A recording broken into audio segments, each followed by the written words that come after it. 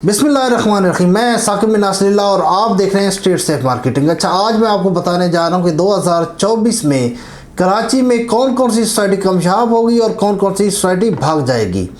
तो वीडियो लाजमी एंड तक पूरी देखिएगा।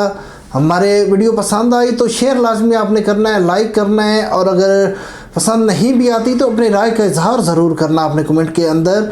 तो देखिए, पहले ही मार्केट में मेरी काफ़ी दुश्मनी बन चुकी है, क्योंकि काफ़ी सारे बिल्डर्स क्लेम कर रहे हैं कि तुम तो खुल्लम खुल्ला बता रहे हो, रियल इस्टेट के बंदे हो, हमारे अपने आदमी हो और खुल्लम खुल्ला बयान करते हो। तो मैं किसी बिल्डर का बांधा हुआ नहीं हूँ। मेरी एक अलग रियल इस्टेट कंपनी है, जो किसी एक बिल्डर के साथ मुंसलिक नहीं है। जो बिल्डर अच्छा काम कर रहा है मैं उसके साथ काम कर रहा हूँ, जो अच्छा नहीं कर रहा उसको मैं गलत कह रहा हूँ, क्योंकि मैं सेलर नहीं हूँ, मैं कंसल्टेंट हूँ। और कंसल्टेंट का काम है अपने क्लाइंट्स को अच्छी चीज़ प्रोवाइड करना। तो यहाँ पे खुल्लम खुल्ला तो मैं नाम नहीं लूँगा, लेकिन मैं कुछ पॉइंट्स बताता हूँ जिनको आपने वेरीफाई ज़रूर कर लेना है प्लॉट ख़रीदने से पहले। सबसे पहले प्लॉट ख़रीदने आप जब जाते हैं तो उनसे डिमांड करना है NTN, कि बिल्डर के नाम का जो NTN है वो हमें दे दें। उसको वेरीफाई ऑनलाइन भी आप कर सकते हैं। उसके बाद आबाद का मेंबरशिप सर्टिफिकेट। अब आबाद क्या है?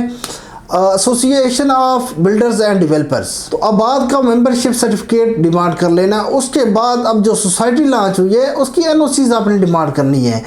NOC for sales and advertisement वो डिमांड करनी है। उसके ऊपर एकर्स लिखे होते हैं, कितने एकर्स पे ये प्रोजेक्ट लॉन्च हुआ है।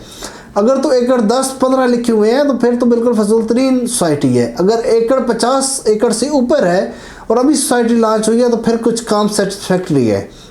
उसके बाद अवेलेबिलिटी ऑफ लैंड, वो आपने चेक करनी है कि ज़मीन इसके पास है या नहीं है। हवा के अंदर या NOC इसने ले ली है रिश्वत मिश्वत दे के, ये भी होता है मार्केट के अंदर।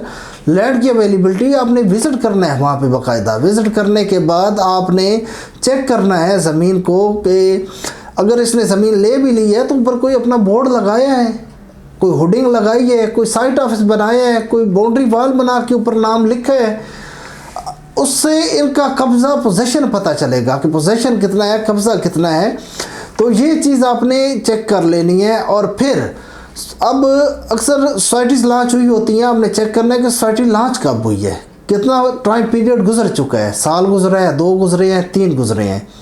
उस हिसाब से ऑन ग्राउंड कितनी डेवलपमेंट हुई है, क्या बाउंड्री वाल लग गई है, क्या साइट ऑफिस बन गया है, क्या लेवलिंग का काम शुरू हो गया है, रोड्स बन रहे हैं। क्योंकि पहला जो साल होता है ना, वो सोसाइटी की साइड पे कोई काम नहीं होता डेवलपमेंट के हिसाब से, लेकिन दूसरे साल में सोसाइटी को हल्का फुल्का काम शुरू कर देना चाहिए। फिर तीसरे साल में ये आप जजमेंट खुद कर सकते हैं कि कितना काम करना चाहिए सोसाइटी को, कितना नहीं करना चाहिए।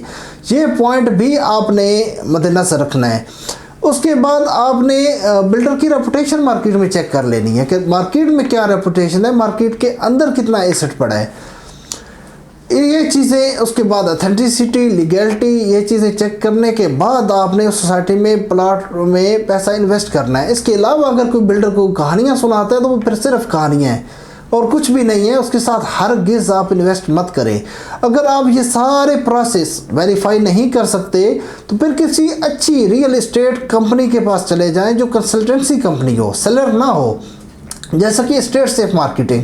स्ट्रीट सेफ मार्केटिंग एक अच्छी कंसल्टेंसी कंपनी है जिसने पूरी मार्केट का एनालिसिस किया होता है कि कौन सा प्रोजेक्ट क्या कर रहा है, कौन सा लीगल है, कौन सा नहीं है, किसके ज़मीन के इश्यूज़ हैं। कुछ साफ सुथरी प्रॉपर्टी उन्होंने निकाल के रखी होती है। वो प्रॉपर्टी आप जो है ना, जो सजेस्ट करें आपके बजट के मुताबिक, उसमें आप तो आंखें बंद करके प्लॉट परचेज़ कर लें, क्योंकि ये कंसल्टेंसी कंपनी है, सेलर नहीं है। इन्होंने आपको अच्छी सर्विसेज प्रोवाइड करनी होती है। तो उम्मीद करता हूँ आपको ये वीडियो पसंद आई होगी।